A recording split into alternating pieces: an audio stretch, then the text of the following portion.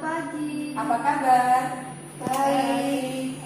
Baik, pada pertemuan hari ini kita akan mempelajari tentang macam-macam tempat wisata di Indonesia. Nah, dari sini apakah ada yang suka berwisata? Saya Oh ya, pernah berwisata kemana di Indonesia? ke pantai. Ke pantai, ke Borobudur, ke Prambanan, Candi ya. Iya. Candi. Pergi dengan siapa? Keluarga. Oke. Nah, karena di sini kita akan mempelajari tempat wisata di Indonesia, kita akan membahas mulai dari yang pertama pantai. Tadi sudah ada yang pernah pergi ke pantai ya. Pernah pergi ke pantai mana? Saya pernah ke pantai Parangtritis Oh, Parangtritis. Di mana? di kota Yogyakarta. Iya, betul sekali. Ada yang lain? Pernah pergi? Belum, baru ke Parangtritis berarti ya. Oke. Nah, di sini ada jenis wisata pantai dan danau. Kalau pantai itu berarti daerah yang berisi air banyak dan airnya berasa asin seperti garam. Nah, selain rasa airnya yang asin, pantai juga memiliki jangkauan perairan yang sangat luas. Berarti airnya sangat banyak. Seperti itu. Nah, selain pantai, ada juga danau. Danau hampir seperti pantai, tetapi airnya berasa tawar dan tidak bergelombang seperti perairan di pantai. Bisa dipahami ya? Berarti tidak ada ombak, Bu? Tidak ada. Kalau di danau tidak ada ombak, sedangkan di pantai ada ombak. Seperti itu. Oke. Nah, ini candi. Kemarin sudah ada yang pernah ke Candi Borobudur dan Prambanan ya. Nah, itu pengertian dari candi berarti daerah wisata yang memiliki kekhasan terkait dengan sejarah atau histori sebuah peradaban. Biasanya, candi ini memiliki kedekatan dengan kisah sejarah kerajaan, terutama di Pulau Jawa, seperti kerajaan-kerajaan yang beragama Hindu dan Buddha, seperti itu. Nah, kemudian ada mall. Ada yang tahu mall? Tahu? Pernah? Pergi kemana? Ke atas mall, ya betul. Nah, kalau mall berarti tempat berbelanja, ya seperti itu. Kemudian ada museum dan tempat bersejarah. Kalau museum berarti bangunan yang berisi tentang benda-benda atau arsip-arsip kesejarahan. Misalnya arsip naskah pidato milik Pak Soekarno, naskah-naskah kuno seperti arsip dari kerajaan, kemudian prasasti dan lain sebagainya. Sedangkan tempat bersejarah berarti daerah atau suatu tempat yang memiliki makna tersendiri dan biasanya menjadi saksi sebuah peristiwa. Contohnya di Simpang 5 Semarang, kemudian ada Tugu Muda dan lain sebagainya. Oke, kita lanjut di penggunaan kata sifat. Ada yang tahu kata sifat? Kata sifat belum tahu? Belum. Jadi kata sifat itu kata yang menunjukkan suatu keadaan atau karakter atau suatu bentuk terkait dengan sebuah benda. Nah, seperti itu. Contohnya ada kata indah, ada kata eksentrik, ada kata menarik, sejuk, segar, dan lain sebagainya. Bisa dibaca dari sini. Nah, mungkin dari Ambara bisa mencoba untuk membacakan di kotak yang pertama yang sebelah sini. Indah, eksentrik, menarik, Ya. sejuk, segar, tenang, sepi, historis. Ya. Oke, lanjut. Modern, Ya. antik, Ya. suci, keramat, angker, bersih, megah, kokoh. Iya, bagus. Lanjut. Luas, tua, kotor, berantakan, dalam, bagus. Oke. Dari kata-kata sifat ini mana yang belum diketahui? Angker. Ada lagi? Berantakan, Berantakan. Ada lagi? indah, Nah, kalau angker berarti itu kata sifat yang menunjukkan sebuah tempat yang menakutkan. Misalnya sebuah tempat yang mitosnya atau keyakinan dari masyarakatnya itu menceritakan atau terdapat beberapa hal-hal mistis seperti berisi tentang cerita-cerita yang berkaitan dengan setan. Tahu setan ya? Tahu. Nah, kemudian tadi apa lagi? Berantakan. Kalau berantakan itu berarti menandakan suatu tempat yang benda-bendanya tidak ditempatkan sesuai dengan letaknya. Misal handphone atau telepon yang harusnya diletakkan di meja itu diletakkan di kursi. Laptop yang harus ditempatkan di meja seperti ini tetapi ditempatkan di lantai. Misal remote control yang ditempatkan yang harusnya di meja atau di lemari ditempatkannya justru di depan pintu. Seperti itu untuk berantakan. Kemudian tadi apa lagi gambaran? indah, Indah. Indah berarti keadaan yang menunjukkan pemandangan atau suasana yang enak dipandang atau enak dilihat, menarik, seperti itu.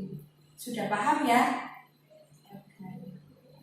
Nah, dari materi pariwisata di Indonesia, adakah yang ingin ditanyakan? Bu, iya. berarti kalau saya ke pantai dan saya suka melihatnya, itu pantai itu indah. Iya betul. Nah kalau menarik kita merasa suka, berarti tempat itu bisa kita sebut sebagai tempat yang indah. Seperti itu Mbak. Nah, ada lagi pertanyaan lain? Sudah paham ya? Oke, kita lanjut. Nah, ada soal latihan. Sebelum kita mengerjakan soal, kita harus mendengarkan rekaman terlebih dahulu. Bisa didengarkan ya, siap? Oke. Istana Merdeka. Di Jalan Merdeka Barat, tidak jauh dari Monumen Nasional, terdapat sebuah gedung besar yang bagus dan putih. Nama gedung itu Istana Merdeka. Tetapi, kadang-kadang juga disebut Istana Presiden, karena di gedung ini terdapat kantor dan tempat kerja Presiden Republik Indonesia. Gedung itu dibangun pada zaman Belanda pada abad ke-19. Pada waktu itu, nama gedung itu Istana Gambir.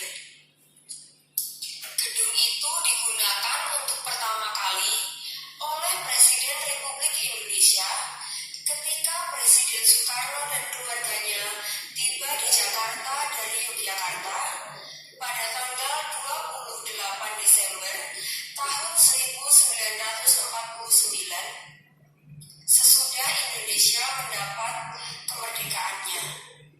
Mulai saat itu, Istana Gambir dinamakan Istana Merdeka. Perlu diulangi? Iya. Ya. Siap ya? Istana Merdeka. Di Jalan Merdeka Barat, tidak jauh dari Monumen Nasional, terdapat sebuah gedung besar yang bagus dan putih. Nama gedung itu Istana Merdeka. Tetapi, kadang-kadang juga disebut Istana Presiden, karena di gedung ini terdapat kantor dan tempat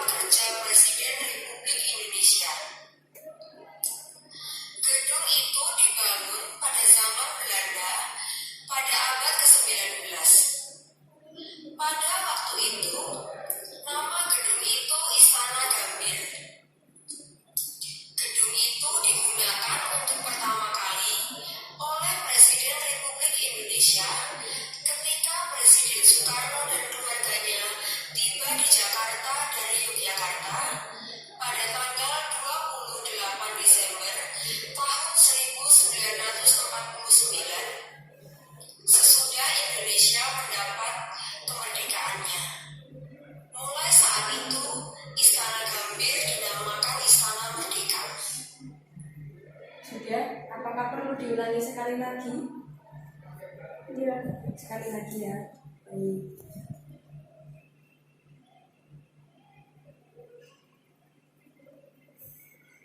Terakhir. Istana Merdeka. Di Jalan Merdeka Barat, tidak jauh dari Monumen Nasional, terdapat sebuah gedung besar yang bagus dan putih. Nama gedung itu Istana Merdeka. Tetapi, kadang-kadang juga disebut Istana Presiden, karena di gedung ini terdapat kantor dan tempat kerja Presiden Republik Indonesia. Gedung itu dibangun pada zaman Belanda pada abad ke-19. Pada waktu itu, nama gedung itu Istana Gambir. Gedung itu digunakan untuk pertama kali oleh Presiden Republik Indonesia ketika Presiden Soekarno dan keluarganya tiba di Jakarta dari Yogyakarta pada tanggal 28 Desember tahun 1949, sesudah Indonesia mendapat kemerdekaannya. Mulai saat itu, Istana Gambir dinamakan Istana Merdeka. Sudah cukup ya? Sudah terisi semua? Sudah. Oke. Kita koreksi atau cocokan terlebih dahulu ya. Coba mulai dari Anggara membacakan isi dari yang awal. Istana Merdeka. Di Jalan Merdeka Barat, tidak jauh dari Monumen Nasional, terdapat sebuah gedung besar yang bagus dan putih. Ya, jawabannya Anggara benar. Betul. Oke, lanjut. Silakan.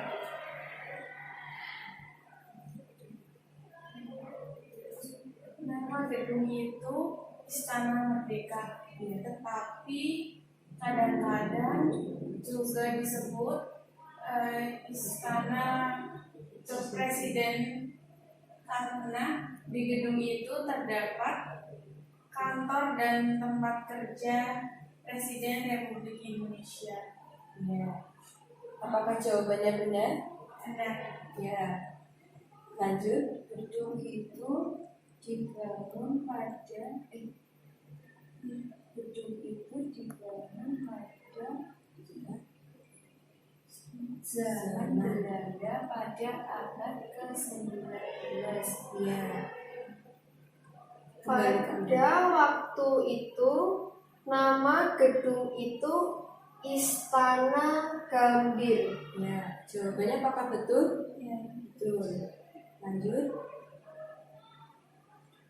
Gedung itu digunakan untuk pertama kali oleh Presiden Republik Indonesia ketika Presiden Soekarno dan keluarganya tiba di Jakarta dari Yogyakarta pada tanggal 28 Desember tahun 1949. Sesudah Indonesia mendapat kemerdekaan. Mulai saat itu, Istana Gambir dinamakan Istana Merdeka. Ya. Apakah ada yang jawabannya salah? Ya. Tidak ada. Oke. Lanjut ya ke latihan berikutnya.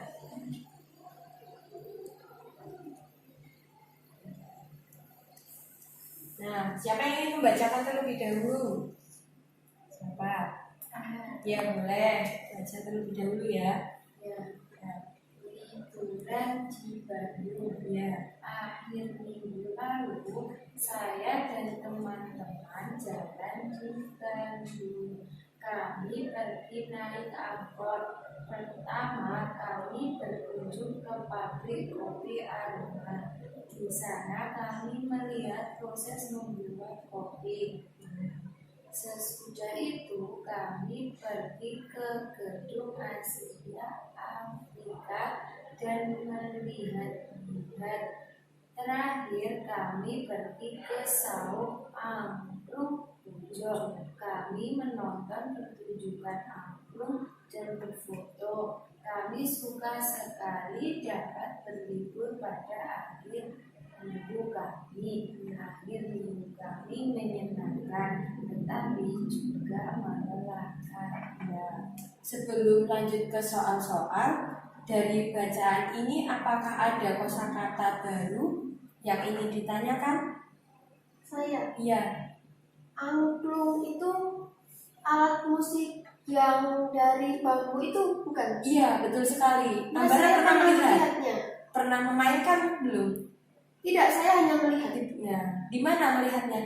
Waktu itu di pinggir jalan ada yang bernyanyi menggunakan angklung. Iya, di mana, di Jogja? Ya, Oh iya betul, itu angklung memang seperti yang Ambara lihat, alat musik yang dari bambu dan dimainkannya dengan cara digoyangkan dengan menggunakan perbedaan nada-nada seperti itu.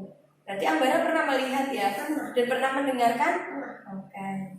Ada lagi kosakata baru? Saung. Saung. Saung itu hampir seperti bangunan yang bisa diistilahkan sebagai gazebo atau hampir seperti gubuk. Tahu gazebo dan gubuk? Belum.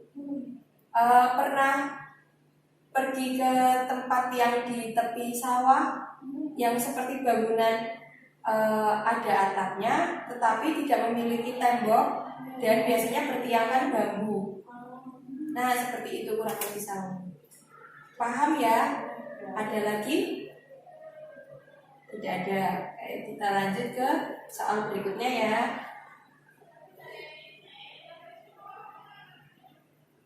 Nah, di sini silakan diisi pernyataan dengan huruf B atau S. Jika B berarti pernyataan di soal ini benar.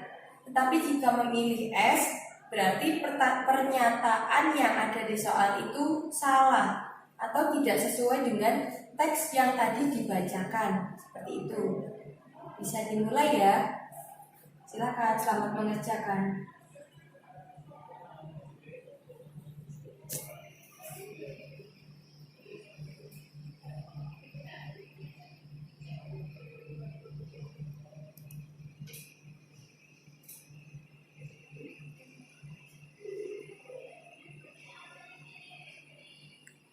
Apakah perlu kembali melihat teks bacaan sebelumnya? Iya. Baik.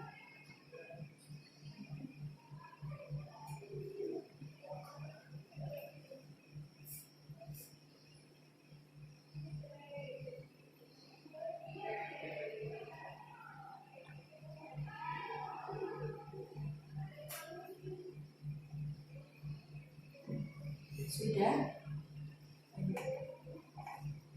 Kembali mengerjakan.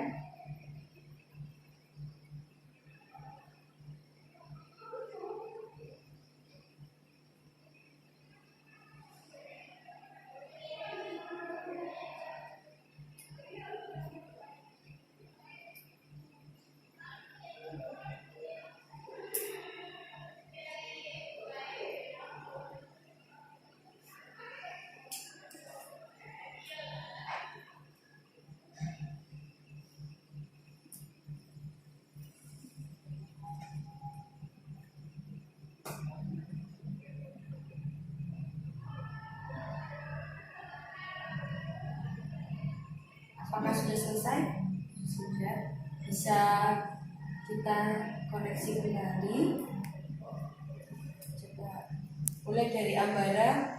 Apakah pernyataan dari yang awal itu benar?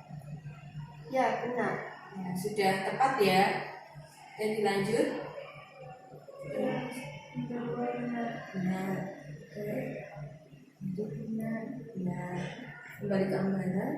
Salah. Salah. Tapi jawaban Ambara salah juga. Sesuai Itu- dengan Itu salah pernyataannya. harusnya yang benar seperti apa Ambara? Penulis dan temannya berfoto di Saung angklung ujo. Ya, betul sekali. Yang terakhir, Benar. benar. Oke, jadi jawabannya semua benar ya, sesuai dengan apa yang ada di depan. Baik, materi pada pagi hari ini kita selesai. Dan sebelum saya tutup, apakah ada yang ingin ditanyakan atau diceritakan atau mungkin ingin membagikan sesuatu informasi? Silakan. Tidak ada, sudah paham semua pertemuan hari ini? Oke, baik, terima kasih. Sampai berjumpa di pertemuan berikutnya. Silakan jika ada hal yang ingin ditanyakan bisa mengkontak saya melalui WhatsApp. Mohon maaf apabila ada kekurangan dalam pembelajaran pagi hari ini. Selamat berlibur kembali dan selamat pagi. Selamat pagi. Terima kasih.